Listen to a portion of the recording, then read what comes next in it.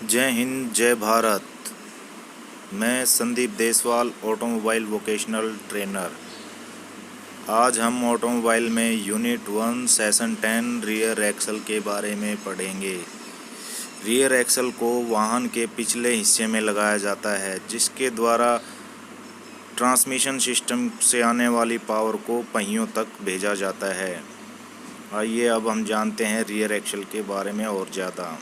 Rear axle को हम final drive के नाम से भी जानते हैं, जो स्पीड को परमानेंट रूप से छोटा करके 90 डिग्री की दिशा में परिवर्तन करना होता है। कारों में यह लघुकरण 4 अनुपात और हैवी व्हीकल्स में 10 अनुपात 1 में होता है। यह लघुकरण 2 चरणों में किया जाता है। अगर इसको छोटा किया जाए एक चरण में ही तो इसका अनुपात 7:1 रहेगा, जबकि उच्च लघुकरण 2 चरणों में किया जाता है। अन्यथा बड़े गियर का अत्यधिक होगा। अगर हम इसको 2 चरणों में करते हैं या एक चरण में ही रखेंगे तो इसका जो है गियर काफ़ी बड़ा बनाना पड़ेगा। अगर 2 चरणों में करते हैं तो उसको हम छोटा रख सकते हैं। व्यवहारिक तौर पर फाइनल ड्राइव में बेवल पिनियन और एक क्राउन व्हील होते हैं।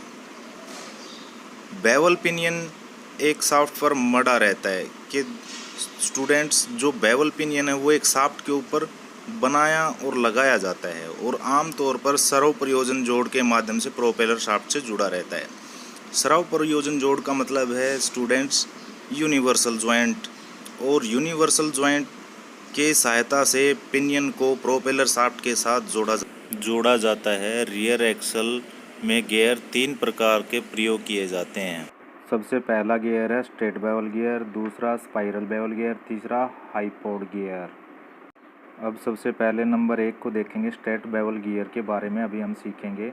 इसके जो दांते होते हैं वो बिल्कुल सीधे होते हैं, जिनको हम टिथ बोलते हैं। इस गियर की बनावट बिल्कुल आसान होती है और यह गियर सभी गियरों से सस्ते होते हैं। इनको बनाना भी बिल्कुल आसान होता है, इसीलिए यह सस्ते पाए जाते हैं।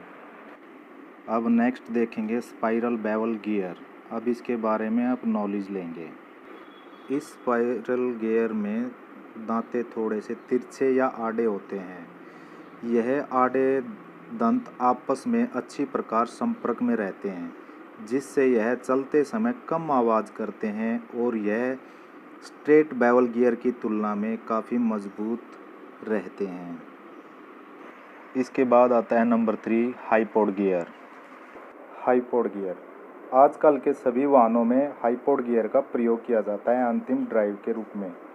इस प्रकार के गियर में पिनियन शाफ्ट को क्राउन व्हील के निचले हिस्से में लगाया जाता है और इस प्रकार के गियर बहुत महंगे होते हैं और बनाने में भी इनको बहुत मुश्किल होती है। और इन गियरों में हाई प्रेशर लुब्रिकेशन का प्रयोग किया जाता है, क्योंकि यह आपस में ज़्यादा संपर्क में रहते हैं, इसलिए हाई प्रेशर लुब्रिकेशन की आवश्यकता होती है।